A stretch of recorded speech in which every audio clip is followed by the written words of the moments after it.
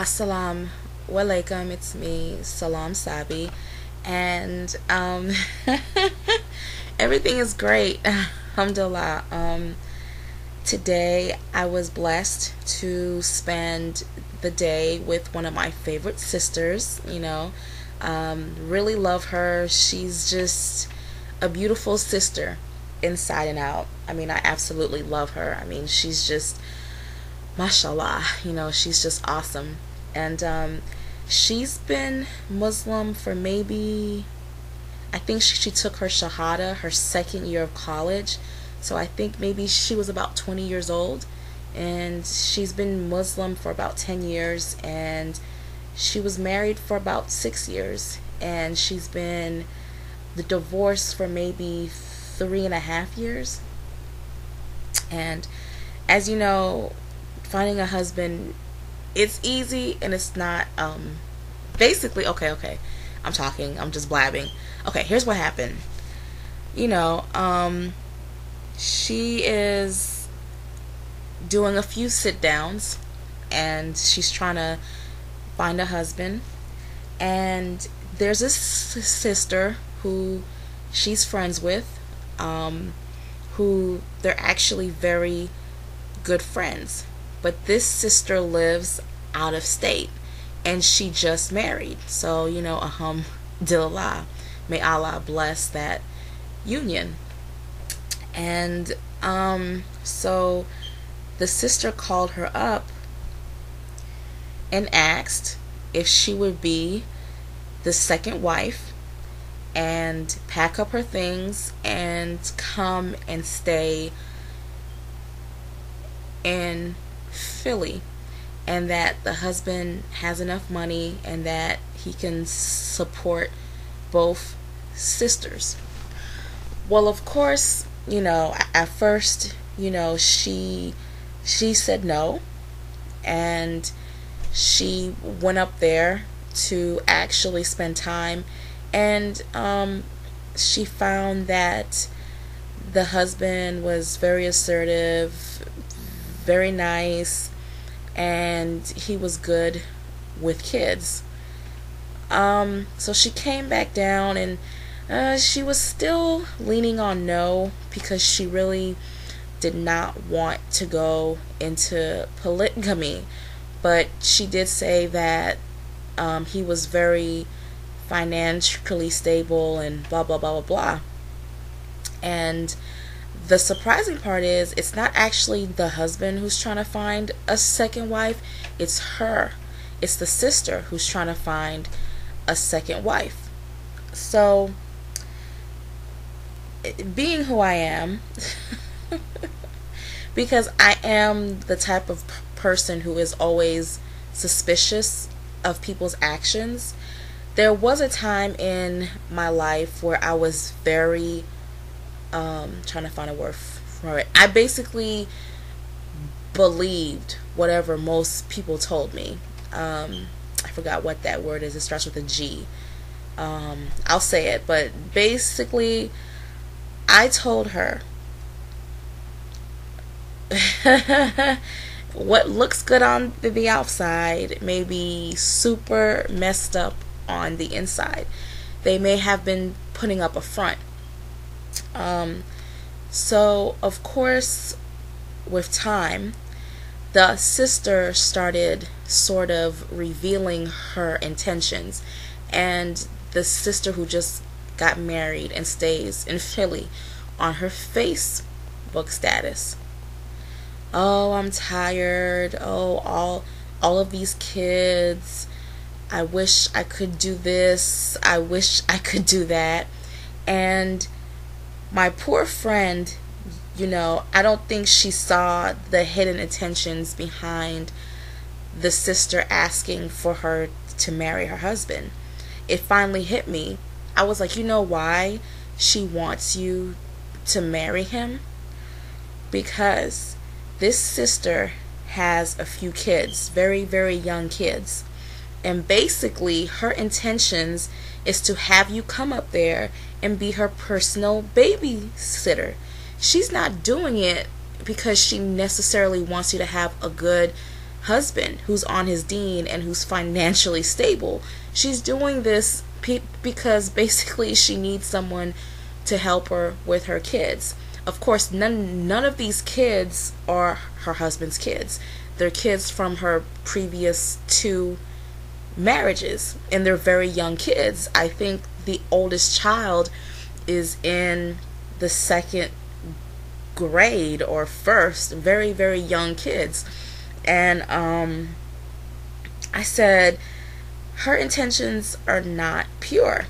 Her intentions are to basically have a live-in nanny who is sleeping with her husband and is under his protection. And also, another thing came up. He has no children. So, from my understanding, the sister is tired. She has many kids, and she no longer wants to have any more children. I'm telling you, I peep game, guys. I peep some serious game. I'm watching her, and I'm reading her Facebook status. Yes, I'm spying. And I'm saying, I'm not stupid here. This sister wants a live-in nanny. She's not stupid. Now, let's go down the whole rules about polygamy. We know as sisters, we do not have to live in the same house with that sister. We do not have to even associate with that sister. We just have to be cordial, and I forgot the Islamic word, but basically have manners and be very respectful towards each other if we're in each other's presence. But that's about it. And the first wife has absolutely no control over your marriage. Both marriages are 2 separate things. They're 2 separate entities. So I started paying attention, and they were having a conversation, and my friend called me back and said, do you know she expects me to have a child within the first 2 years of our marriage, and she wants me to put that in our nikah? I said, hold up. She has no right to tell you what you should or should not put in your nikah. The marriage is not between you, her, and him. It's between him and you. And any man who is in charge and is the Rahim of his household is going to make it very clear to the first wife that she has no control over what the second sister does.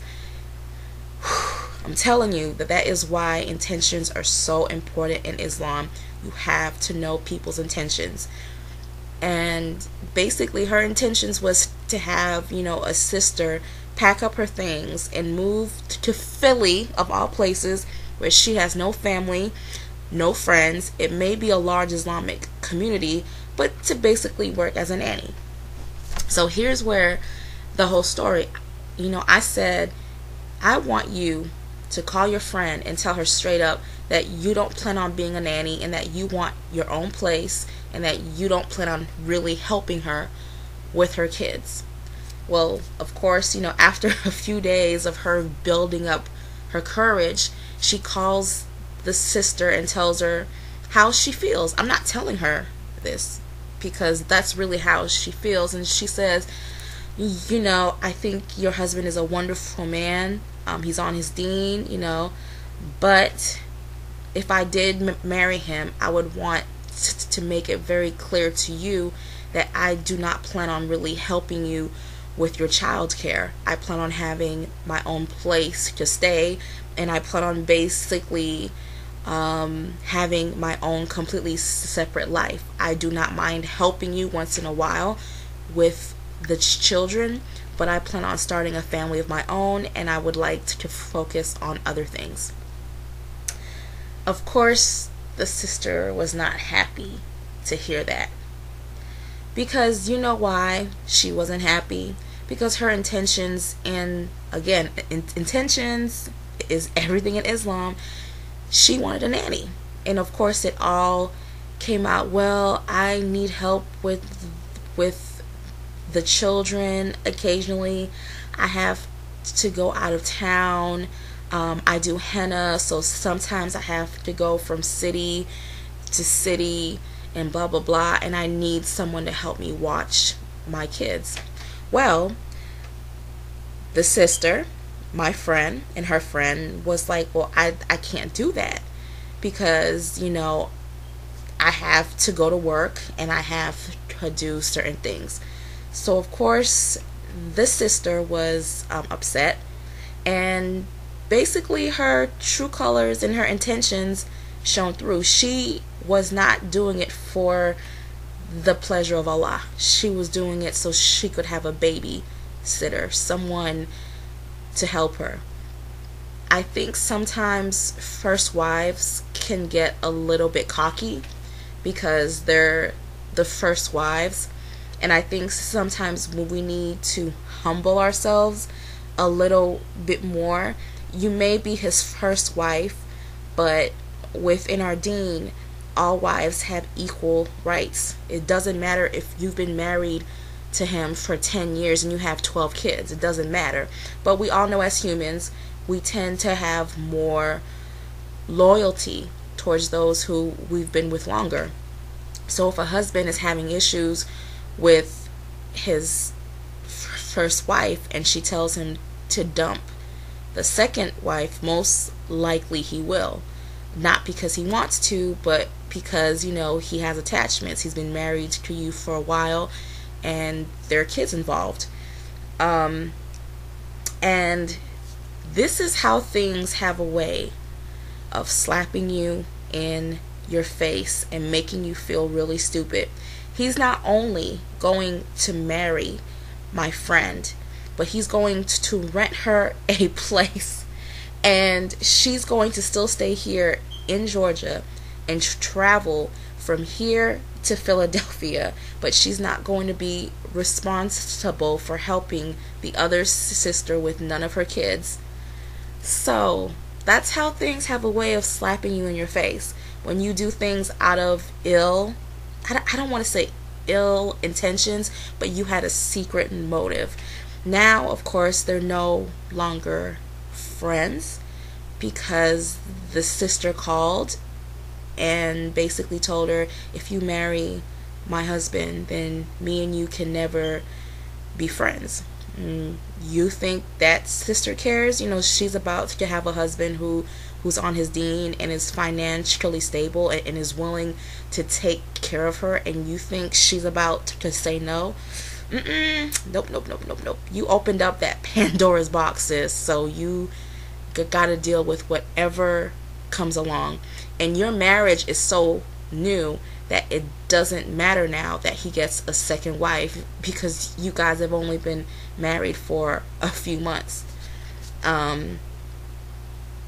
It's just weird how things have a way of just slapping you in your face when they're done out of ill intentions. And I'm telling you, you have to be, if a sister approaches you to marry her husband, you need to seriously look at the entire situation. What is it exactly that they want? If there's usually a lot of kids involved, you usually know what time it is. So when another woman approaches you to marry her husband, please take time, stop, and look at the entire situation and make dua and consult with your imams and just take the time to make the right decision. And sisters, things have a way of turning around and blowing up in your face. So be very careful what you ask for, because you might just get it and not in the way that you wanted.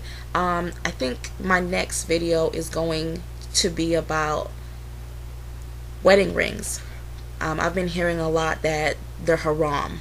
There's been a few videos on YouTube claiming that wedding rings are haram. I personally do not believe that wedding rings are haram, and I don't believe either that they're halal. I think it's up to you.